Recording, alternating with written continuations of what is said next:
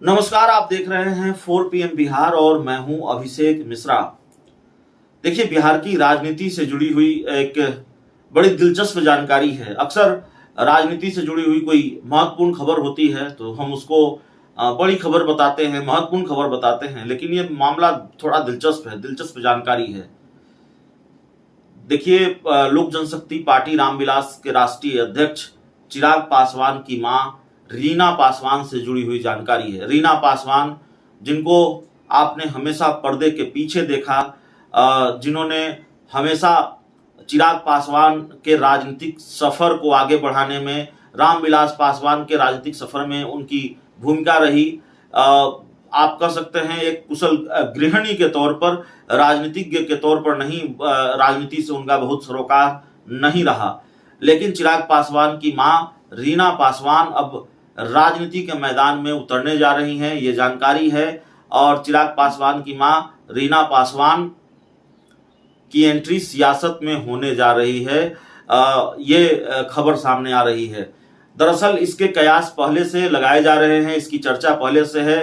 दो तरह की चर्चाएं चल रही थी। एक चर्चा ये चल रही थी कि रीना पासवान को चिराग पासवान जमुई लोकसभा सीट से अपने चाचा पशुपति कुमार पारस के खिलाफ उतार सकते हैं मैदान में, माफ कीजिएगा, हाजीपुर लोकसभा सीट से, और खुद जमुई लोकसभा सीट से तो वो सांसद हैं ही, तो पशुपति पारस के खिलाफ हाजीपुर से अपनी मां रीना पासवान को मैदान में उतार सकते हैं।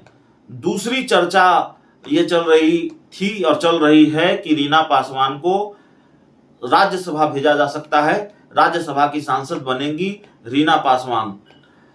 इसको लेकर एक बड़ा महत्वपूर्ण बयान आया है। चिराग पासवान की पार्टी के जो संसदीय बोर्ड के अध्यक्ष हैं हुलास पांडे, उन्होंने कहा है कि अगर रीना पासवान चुनावी मैदान में आती हैं तो जाहिर तौर पर अगर उनकी राजनीति में एंट्री होती है तो इसका फायदा पार्टी को मिलेगा, नेताओं कार्यकर्ताओं को मिलेगा।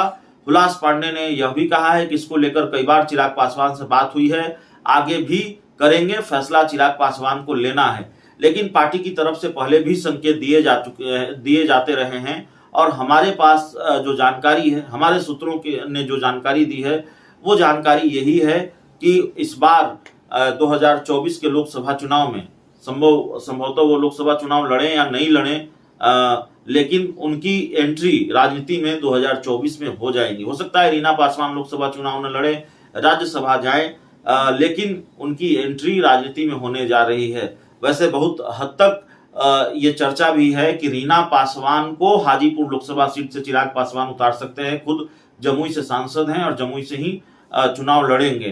तो कई तरह की चर्चाएं हैं, और जाहिर तौर पर चाहे हाजीपुर से रीना पासवान चुनावी मैदान में हो या हाजीपुर सीट से चिराग पासवान चुनावी मैदान में हो, भीषण जंग होने वाली है। हाजीपुर की सीट हॉट सीट साबित होने वाली है, क्योंकि चिराग पासवान के चाचा पशुपति पारस भी उसी सीट से चुनाव लड़ेंगे।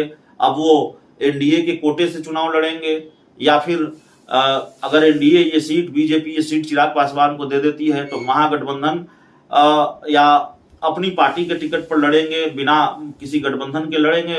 ये आने वाले दिनों में तस्वीर साफ होगी। लेकिन जो स्थिति परिस्थिति बन रही है, हाजीपुर सीट पर चिराग पासवान का दावा मजबूत हो रहा है एनडीए की तरफ से।